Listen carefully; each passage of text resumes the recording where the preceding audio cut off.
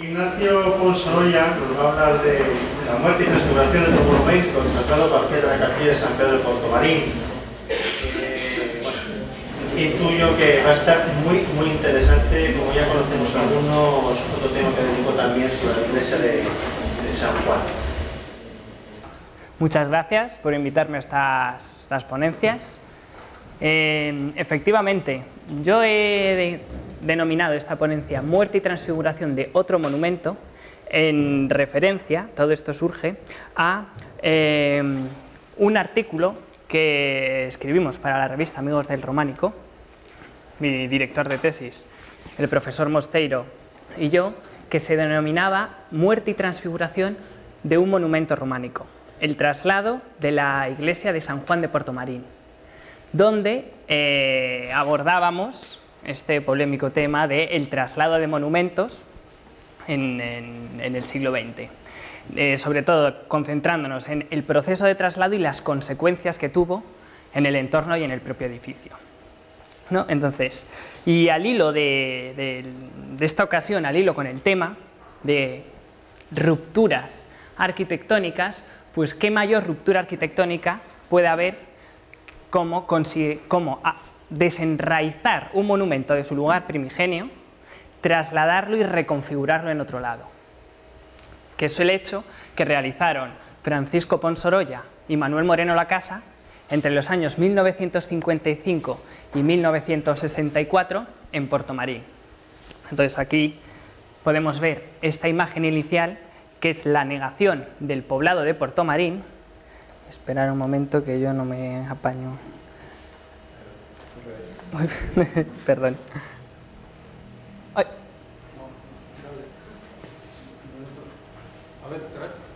Aquí. Es la y esta. Esto es para señalar y luego las... Sí, para señalar es esta. Perfecto.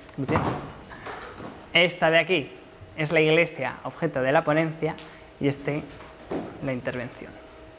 Bueno, pues no cabe duda que el traslado más importante que realizó Ponsorolla en Portomarín fue la iglesia de San Juan, esta de aquí, que podemos ver aquí en la diapositiva.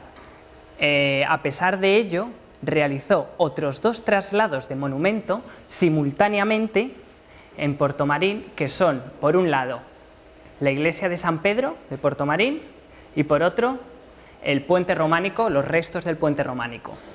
Entonces, aquí en el plano podemos ver el plano de proyecto de ordenación del nuevo Portomarín con la yuxtaposición tanto del antiguo Portomarín, que estaba separado por el río Miño y tenía las dos orillas, el barrio de San Pedro y el barrio de San Juan, como la nueva organización que se proyecta en Portomarín.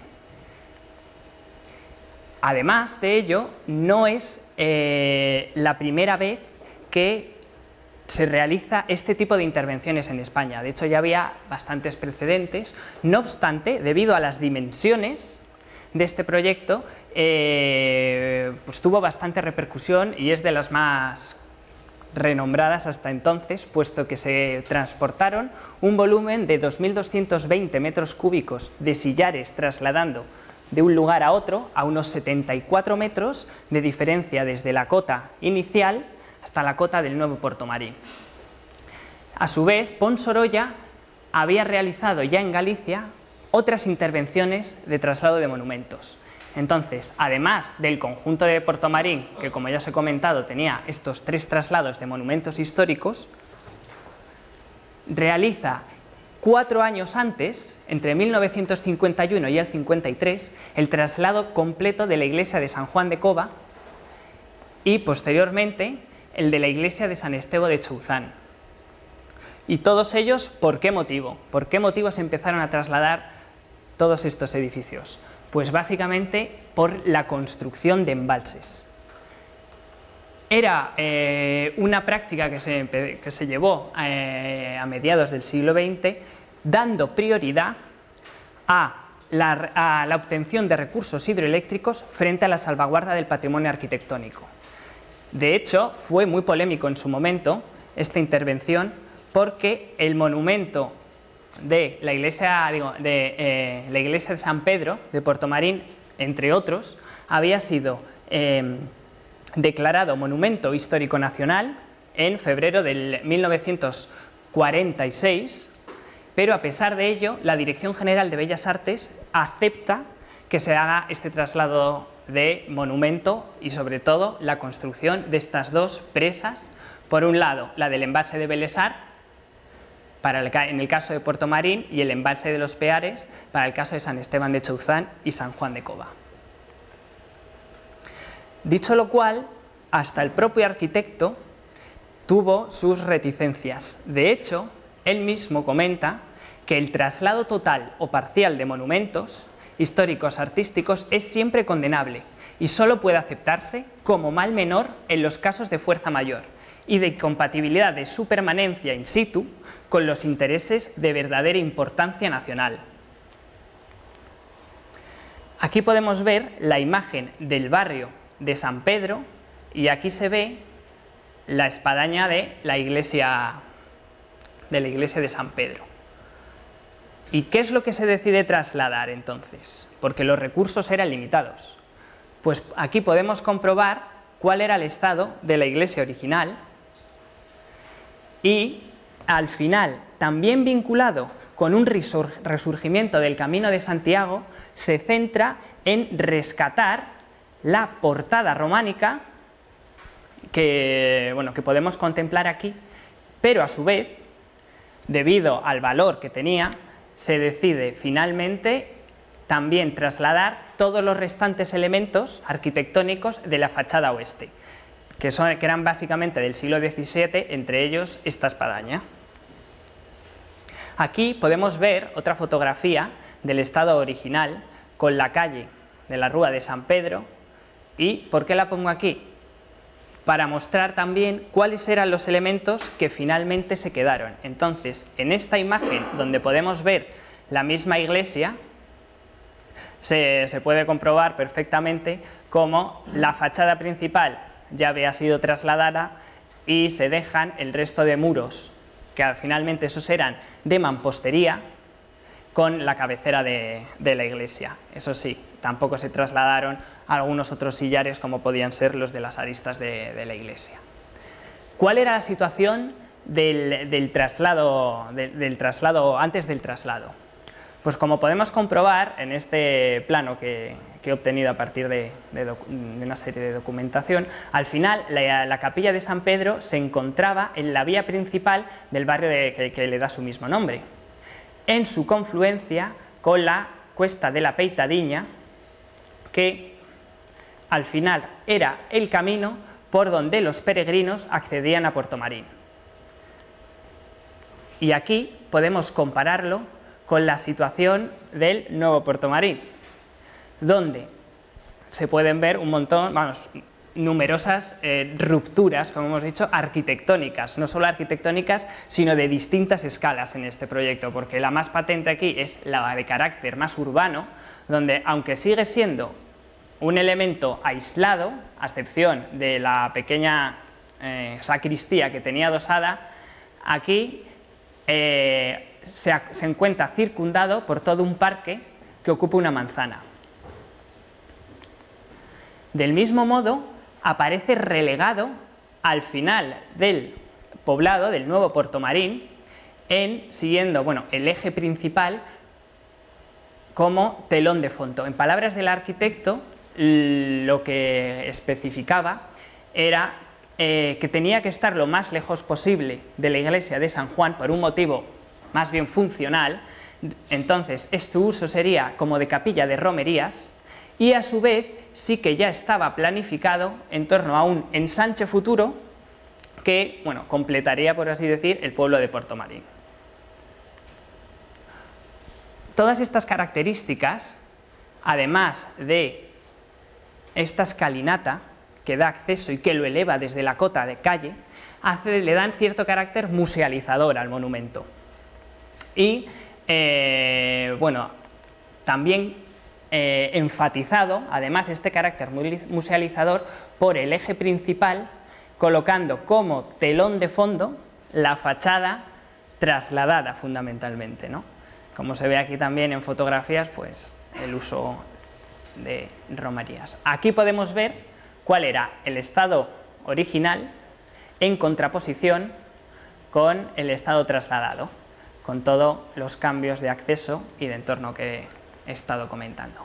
Por otro lado, aparte de esa ruptura arquitectónica, también podemos encontrar ciertas discontinuidades en el carácter más constructivo. De hecho, una de las intenciones, como se puede comprobar aquí, que está marcado con otro color, es buscar una diferenciación de lo trasladado respecto a lo que crea de obra nueva, de tal forma que decide hacer un retalle con toda la arquitectura de nueva planta respecto a la fachada original. De tal forma que, volviendo a la diapositiva anterior, frontalmente al final acaba desapercibida toda la parte nueva y prácticamente se ve la fachada original. Por otro lado, también aquí podemos ver cómo, esto es una fotografía durante el momento del traslado, donde ya está prácticamente montada toda la fachada sur, y con los sillares que tiene que hacer nuevos y recolocar para configurar ese retalle. Al final, lo que hace es mantener las proporciones de la iglesia original, pero disminuyendo su escala, de tal forma que la original sería, iría por aquí, como las dimensiones escaladas un poco menor.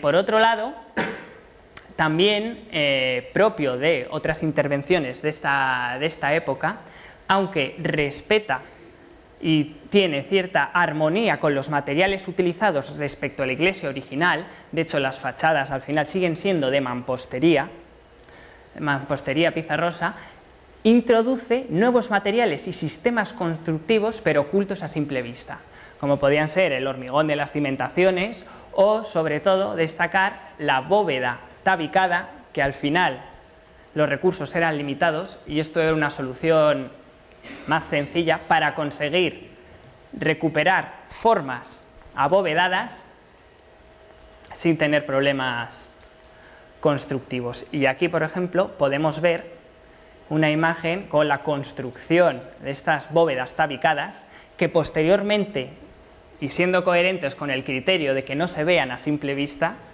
pues se encalaban. A su vez también es interesante ver los medios de la época, porque hoy en día si lo viera un coordinador de seguridad y salud se tiraría de los pelos. Y nada, y finalizar con esta imagen donde se puede apreciar la relación de la capilla de San Pedro de Portomarín respecto a la iglesia de San Juan, con toda la construcción ya del pueblo de Portomarín. Y eso, concluir que sí que es verdad que la capilla de San Pedro es un ejemplo claro de esas rupturas arquitectónicas o discontinuidades arquitectónicas. No obstante, hay una continuidad patente, que esa es clara, que es gracias a este traslado, aunque en este caso sea parcial del monumento, se ha conseguido rescatar, se ha conseguido continuar con parte de la vida de este monumento. Y muchas gracias.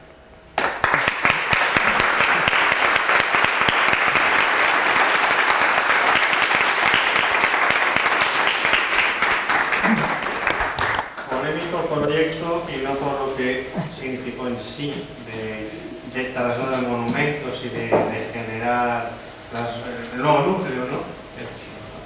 La situación de aquel instante, ¿no? Pero vamos, sea el caso de ver Portomarín hoy en día, cuando llegas, cruzar el puente sobre el Miño, haciendo el Camino de Santiago, tal, impresionante, ¿no? Aunque no sea el antiguo Portomarín, que tenía esa belleza singular de los pueblos medievales, ¿no? pero vamos, que sigue impresionando el nuevo Portomarín. Muchas gracias, Ignacio. Y ahora me imagino con la sequía que hay, todo el mundo. Sí, no, eso segurísimo. Eso tiene que estar en la empresa ahí ahora mismo.